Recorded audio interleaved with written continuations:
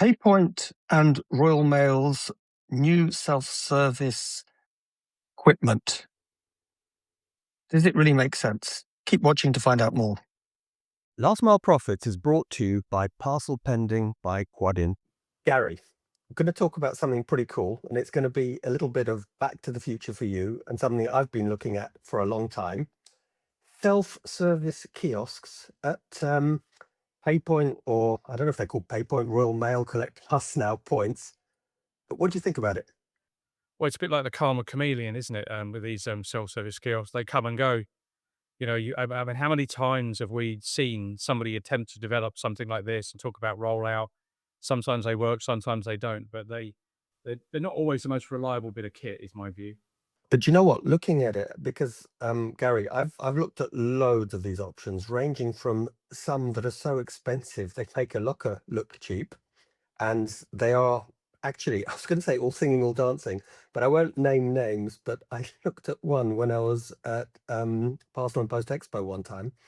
And it was amazing because the front end looked like something from Star Trek, but I went to the back of the room and there was a hole, and the parcel just fell through the hole into a sort of onto a pallet where people were then picking them up. So the back end didn't look as good as the front end. But seriously, when I look at it, what I like personally is it seems to be relatively cheaply made. And I think this is, it's got some kind of tablet, some kind of frame that makes it work together.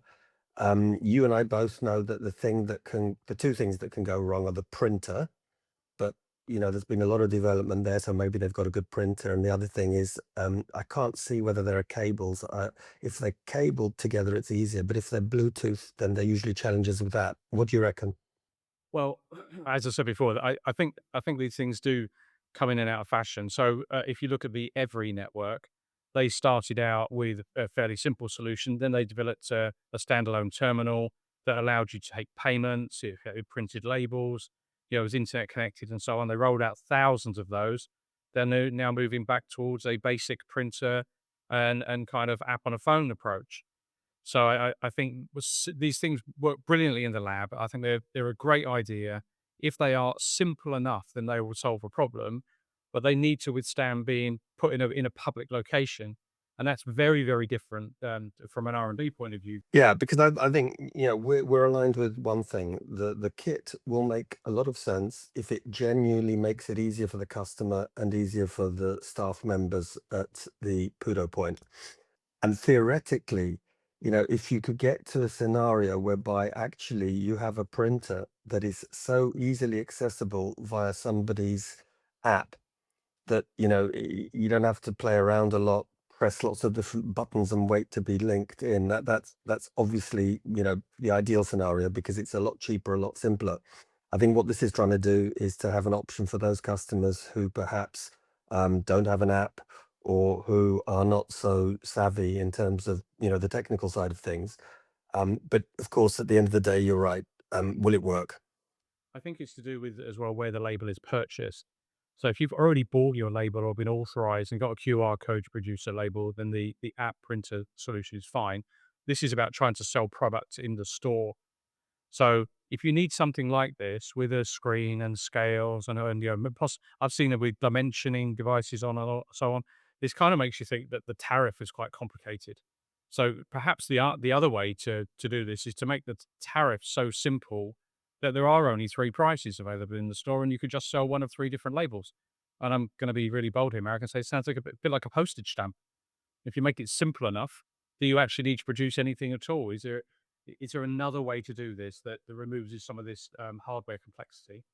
Well, actually, Gary, you see, you and I, we should set up our own R&D lab because I think there is a way, and it's in line with what you said. You make it simple, and perhaps you have prepaid boxes which are the right size, so that you then don't have at least the volumetric. You still have the weight issue, but typically the biggest issue with out of home is the volumetric one. Maybe there could be something there, some very simple kind of scales or something.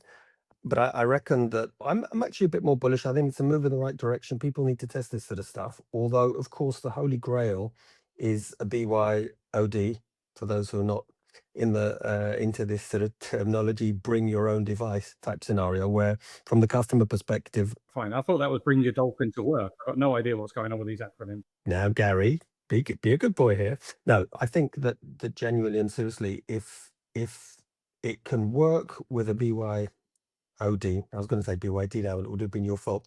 If it can work with a BYOD scenario, it makes sense both from the point of the PUDO point and from the point of the customer, and that is the holy grail.